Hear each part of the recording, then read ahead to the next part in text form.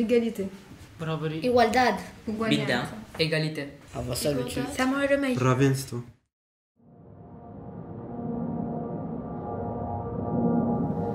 La Corée du Nord est une dictature. Kim est parti de son pays car il ne pouvait pas vivre librement. Kim atterrit à l'aéroport de Paris. Au contrôle, Kim a peur car la policière arrive lui parler. Anna veut savoir de quel pays il vient. D'où venez-vous? Avez-vous des papiers? Comment vous vous appelez? My name is Kim. I don't understand French language. Kim ne comprend pas, il ne parle pas français. Anna fait un signe de la suivre. Lui pense alors qu'il va aller en prison et qu'il va être envoyé chez lui. Il ne veut pas la suivre. Un autre policier d'origine chinoise qui parle un peu coréen intervient et parle à Kim. N'aie pas peur. Ici, tu n'es pas en Corée du Nord. Tu as le droit d'être aidé comme tout le monde. Et je vais traduire pour toi. Kim se sent rassuré. Il accepte de suivre Anna, qui fait un signe de la tête à son collègue. Dans le bureau de la PAF, le chef d'Anna arrive énervé de voir encore un étranger qui ne comprend pas. Et toi, le bridé, qu'est-ce que tu fais là? Retourne donc vers ton pays. Arrêtez ça! Anna se sent mal de voir que l'égalité est bafouée. Elle intervient face à son chef. Nous sommes policiers et devons respecter l'égalité de tous devant la loi. Kim a droit à être traité avec respect et dignité. Alors le chef se calme.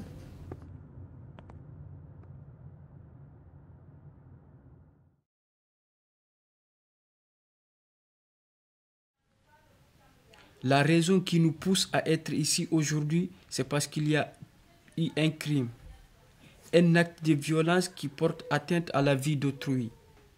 Monsieur Bouzer a été assassiné par son épouse ici présente, le 23 mars 2017. Alors que Monsieur Bouzer dormait profondément, son époux le poignarda suite à un excès de colère, le privant ainsi la vie.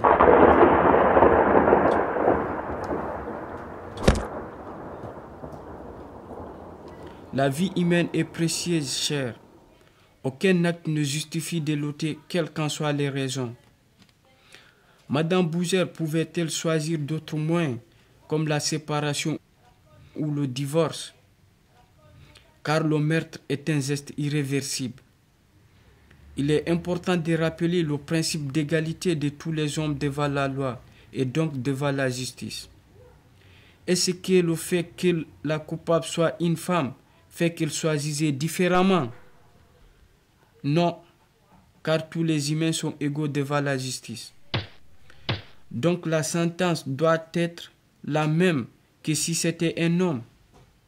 On est tous des hommes, tous égaux en droit, mesdames et messieurs, les jurés. À vous de statuer sur le sort de madame Bouzer en vous basant sur l'acte commis et non sur le sexe.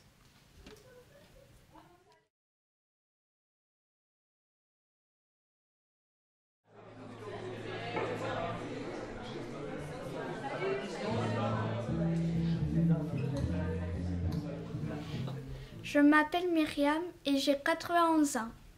Aujourd'hui, j'habite à Montpellier, mais pendant la guerre, j'habitais à Paris. Après-guerre, j'étais l'une des premières femmes juges de France. Je me souviens qu'avant la guerre, les filles n'avaient pas le droit de voter, elles n'avaient pas le droit de bien être instruites, d'avoir un compte en banque, de divorcer facilement. On connaissait très peu de femmes célèbres, à part Marie Curie. Pendant la guerre, les hommes sont allés se battre et les femmes ont remplacé les hommes dans les industries, dans les champs, dans la médecine et elles sont devenues ingénieures. Depuis, elles ont gagné le droit de faire les mêmes métiers. Aujourd'hui, malgré ces progrès, l'égalité entre hommes et femmes n'est pas encore stable. Sur la question des salaires, par exemple, il n'y a pas de femmes qui dirigent des institutions religieuses. mais aussi en politique. Il y a plus d'hommes que de femmes et les femmes sont importantes en politique pour dire ce qu'elles pensent. Elles peuvent argumenter en face des hommes et défendre leurs droits. Je remercie votre classe de m'avoir invité.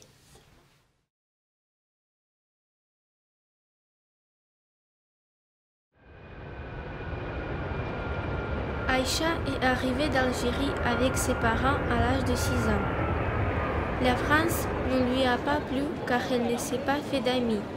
Des garçons s'en prenaient à elle dans sa classe, ils lui prenaient sa trousse et vidaient son sac par terre.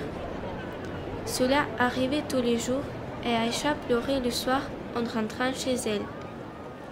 Les années passèrent et les choses ne s'amélioraient pas. Aïcha avait 13 ans et se sentait toujours aussi seule. Un jour, alors qu'elle regardait la télé, Aïcha est tombée par hasard sur une chaîne sportive qui diffusait un combat du boxe. Elle fut très impressionnée car c'était un sport qui permet de se défendre. Elle voulait elle aussi apprendre à se protéger. 3 jours plus tard, elle décida d'aller voir un vrai entraînement du boxe. Ça lui a beaucoup plu, mais lorsqu'elle demanda à s'inscrire, l'entraîneur lui dit que ses parents devaient donner leur accord car elle n'avait pas encore 18 ans. Sa mère était d'accord, mais son père ne voulait pas signer l'autorisation. Il dit que la boxe est un sport réservé aux garçons car il faut faire usage de sa force physique. Aïcha avait vraiment envie de poursuivre ses projets et elle a quand même s'entraîné. Elle se révéla être une très bonne boxeuse. En fait, elle arrivait même à battre beaucoup de garçons. Elle comprit rapidement que ce qu'il avait de plus important dans la boxe, c'était la capacité et la motivation. Elle comprit aussi qu'il y avait des personnes qui avaient plus de force que d'autres, sans que le fait d'être une fille ou un garçon n'entre en compte. Enfin, elle rencontra d'autres filles qui elles aussi aimaient la boxe. Elle devint un champion et se fit même des amis. À l'école, les autres élèves entendirent parler du succès d'Aïcha et furent très impressionnés. Les garçons de sa classe ne l'embêteraient plus. Et surtout, elle fit la fierté de son père, qu'il avait tort et qu'il avait devenu son plus grand supporter.